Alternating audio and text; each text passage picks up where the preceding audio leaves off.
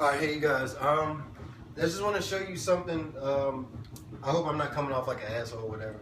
But a lot of times I see people when they're talking about the Hendrix tones specifically, like the Hendrix and cream tones and all that.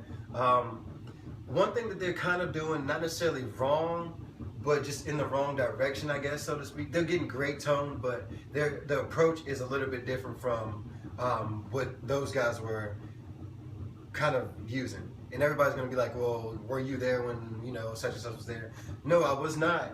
But just based off the information I've gotten from some people and just doing the research myself and playing cranked up, you gotta crank it up, man.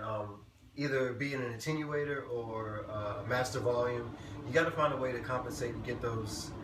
You gotta get crunch. Like, this is my guitar volume, just guitar, no pedals, like no overdrive, nothing. This is my guitar and amp. Guitar volume at 10.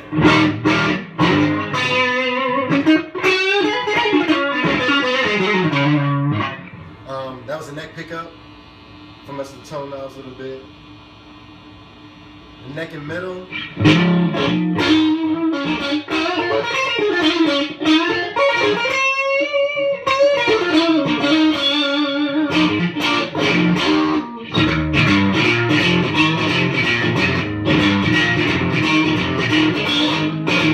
So yeah, that's just guitar. There's no pedals or nothing. So when people, you can kind of tell sometimes, and I'm not putting anybody down, anything like that, because everybody has a different approach to different tones.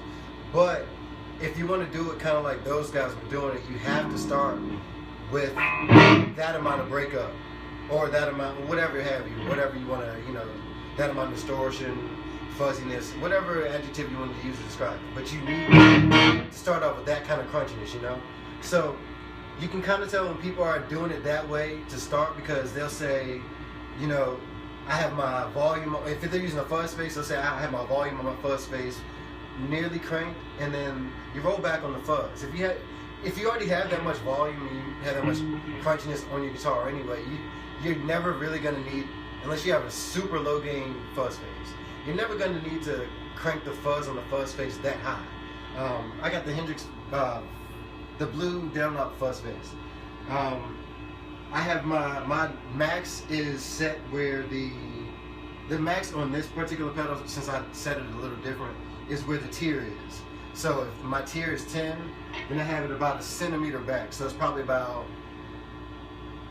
on a scale of 1 to 10, it's probably about 6.5-ish on the fuzz, at the very most, mind you. Crank it on.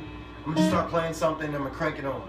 And then you'll hear it and you'll notice, wow, that's pretty. Like if you were to get it to 10, it wouldn't need this, it would just sound horrible. Not necessarily horrible, but it wouldn't sound like the way you would probably want it. Say you go play something,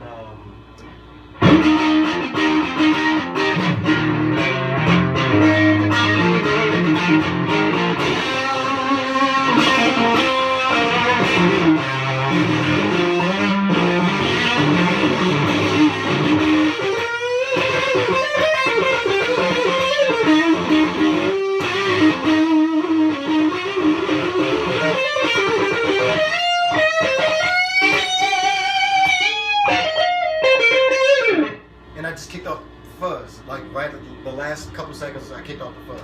So it's like everybody's got their different preferences of tone, everybody's got their different approach. That's how it is. But as far as just the Hendrix thing alone, that's where you want to go. And even when you do that, everything is going to react a lot different. A buddy, a good friend of mine, one thing that he says all the time, or he told me way back in the day, and this is gospel as far as the way I live by now, as far as getting tone. He says volume changes everything, and that's the truth.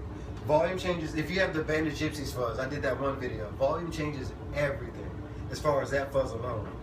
Even with my silicone fuzz, I have a BC, I have a Chase Tone custom made BC 183s and a 182 plug fuzz face. When I got to this level and I cranked that on, man, I was like, what? I was kind of like, man, this is it went from the fuzz that I used every day to the fuzz I was like, man, do I need to change the battery? I didn't know. I thought something was wrong with it. That's how different it sounded. Then I figured, you know, I had to roll back on the fuzz. And my buddy was like, hey man, rookie mistake. He was kind of putting me down in, you know, in a friendly way, in a good way. Shouts out to him. He knows who I am talking about if he's watching the video. But this guy's definitely getting me on the way to some great tones. I'm not going to say exact tones and all that, but I think I'm getting some pretty decent stuff. So anyway, enough of my rapping. So yeah, volume changes everything. So now when I kick on the wah, chase tone gypsy wah. You can hear it. It sounds nasty. It almost sounds like a modern, what people perceive as like a modern day type of fuzz. But just with my wah, if I turn my wah on and my guitar volume at 10, it's gonna sound.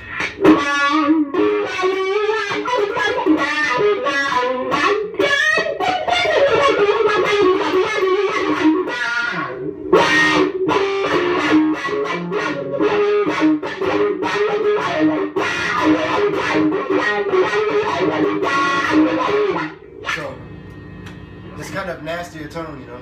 And then if I roll back the volume a little bit, it cleans up.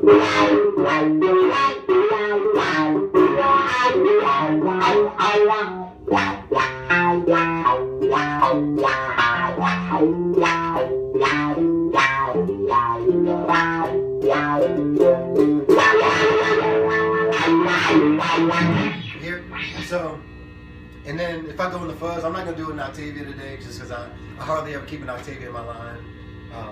But I might just want to mention that I like the Dunlop Octavio better than the Roger Mayer Octavia. I'll say that right now. I'll go into that in another video, but when you're messing with the vibe, it's a whole nother world too. Kicking on the vibe. Guitar volume at 10.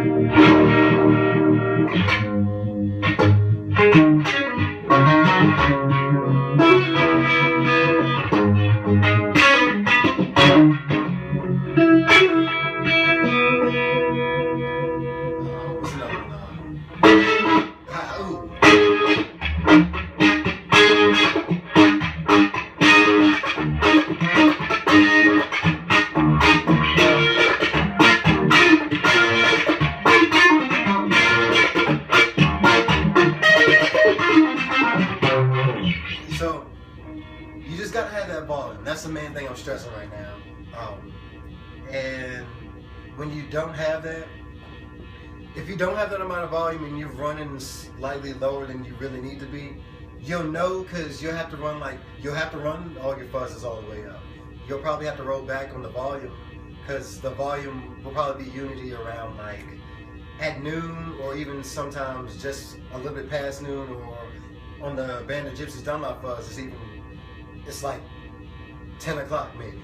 So that's how you'll know if you're running the volume you need. Just play on your fuzzes. If you have to roll the fuzz volume, if you have to roll the fuzz all the way up, and you're talking about, you know, you need more gain or whatever, then your amp needs more gain. And I'm not trying to come off as like a dick, but that's just how it is. You know, I still got some improvements. So, you know, I'm saying this, and the next man's saying, hey, you gotta, you know, play louder. So that's how it is. I'm just trying to pass down some of the helpful tips that I've gotten from some good friends and some good people who know tones, because, you know, it's all about helping each other. We all guitar players, we all musicians, we all want to push each other to get a better day, to get better music, to get better sound, and all that. So that's how I feel like I hope I'm trying to come off as doing. So take care, and everybody have a good day, and hopefully I didn't sound like shit in this video. Wah!